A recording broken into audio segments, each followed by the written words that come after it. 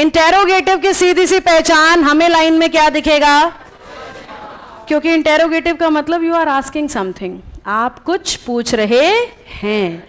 तो जैसे ही सेंटेंस में क्वेश्चन मार्क दिख जाए आप समझ जाएंगे कि सिंपल नहीं, कौन सा वाक्य पूछा है। अब बोर्ड पे ध्यान से देखना, टेंस चेंज सिखाया था, सेम टू सेम होगा। एडवर्ब चेंज सिखाया था, सेम टू सेम तरीके से होगा। प्रोनाउन चेंज सिखाया था, तीनों चेंजेस यूं के यूं होंगे इंटेरोगेटिव में, जैसे आपने अब तक सीखे हैं। मेरी फर्स्ट क्लास आप याद करो, मैंने कहा था ये 3 वो कॉमन चेंजेस हैं जो सारी टाइप्स में काम आएंगे। तो इस टाइप में भी ये तीनों चेंज करने हैं आपने, टेंस भी बदलना है, एडवर्ब भी बदलनी है और प्रोनाउन भी बदलना है। इसके अलावा क्या करना है? सिंपल सेंटेंस में मैंने कहा था सेड को ना सेड छोड़ देना, याद है? और सेड टू हो तो क्या बनाना? इंटेरोगेटिव में चाहे सेड हो चाहे सेड टू, दोनों का आस्क्ड बनेगा। चाहे सेड हो चाहे सेड टू, दोनों किस में बदलेंगे? आस्क्ड में। और एक बात याद रखना, कभी भी इसके साथ टू नहीं लगता। आपका एग्जामिनर जब ऑप्शन बनाता है ना तो वो आस्क्ड टू का भी ऑप्शन बनाता है, जबकि वो ऑप्शन कभी नहीं चुनना जहां पे आस्क के साथ क्या लगा हुआ है। पूरी इंग्लिश में नहीं आता, ये एरर है। कहीं पे भी आपको सेंटेंस दिख जाए जिसमें आस्क्ड टू लिखा है, पक्का गलत है। एरर में भी ये बात आपको हेल्प करेगी, नरेशन में तो करना ही नहीं है। कोमा इन्वर्टेड कोमा को हटा के अगर क्वेश्चन हेल्पिंग वर्ब से बना है तो इफ लगाना है। अगर क्वेश्चन WH से बना है तो कुछ नहीं लगाना, वही WH आ जाएगा। ध्यान से सुनो, इंटेरोगेटिव सेंटेंस 2 तरीके से बनते हैं, या तो हेल्पिंग वर्ब से या WH फैमिली से। जैसे are you happy, why are you happy, समझे? Are you happy is also interrogative and why are you happy is also, एक हेल्पिंग वर्ब से बना है और एक WH से। तो अगर आपका एग्जामिनर हेल्पिंग वर्ब से पूछता है इन्वर्टेड कोमा रिमूव करो, पर उसकी जगह क्या लगाओ? सिंपल सेंटेंस में दैट सिखाया था, याद करो। इंटेरोगेटिव में क्या आ रहा है? इफ। अगर वो क्वेश्चन WH से बनाया तो सेम WH आ जाएगा, लगाना कुछ नहीं है, पर कोमा तब भी हटेगा, कोमा तब भी रिमूव होगा।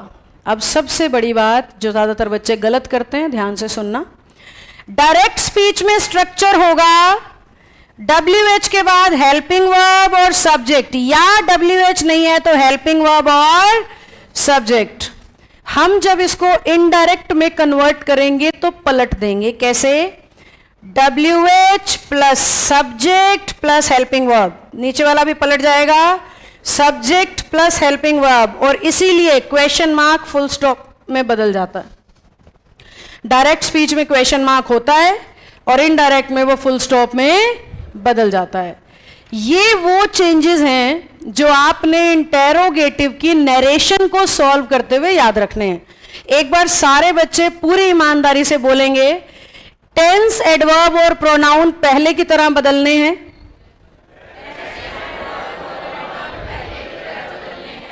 सेड या सेड टू की जगह उसके साथ कभी भी, अगर क्वेश्चन हेल्पिंग वर्ब से बना है तो, और WH से बना है तो, अगर स्ट्रक्चर है WH हेल्पिंग वर्ब सब्जेक्ट तो इनडायरेक्ट में क्या हो जाएगा? अगर डायरेक्ट स्पीच में हेल्पिंग वर्ब सब्जेक्ट है तो इनडायरेक्ट में क्या हो जाएगा? और क्वेश्चन मार्क, क्वेश्चन मार्क। एक क्वेश्चन करके दिखा रही हूं, बोर्ड से नजरें मत हटाना। मैंने कहा शी सेड टू नवीन, और सेंटेंस बना दिया आर यू फिलिंग वाटर। पढ़ो पूरी लाइन।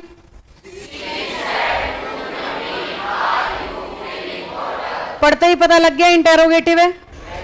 चेंजेस अप्लाई कर रही हूं, ध्यान मेरी तरफ। शी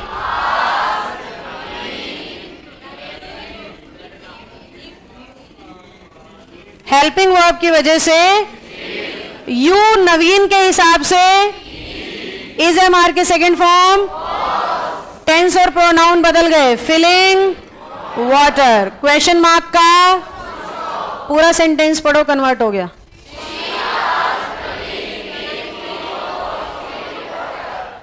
समझ गए क्या हम?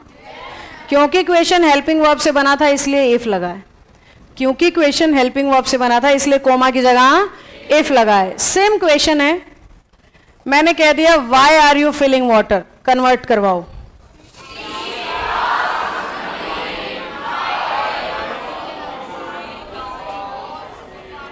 इन्वर्टेड कोमा हट गया, आया कुछ नहीं, वाई का वाई, यू नवीन के हिसाब से इज एम आर का, बाकी आप समझ ही गए।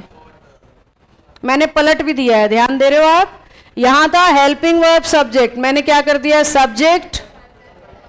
यहां था WH हेल्पिंग वर्ब सब्जेक्ट, मैंने क्या कर दिया WH सब्जेक्ट।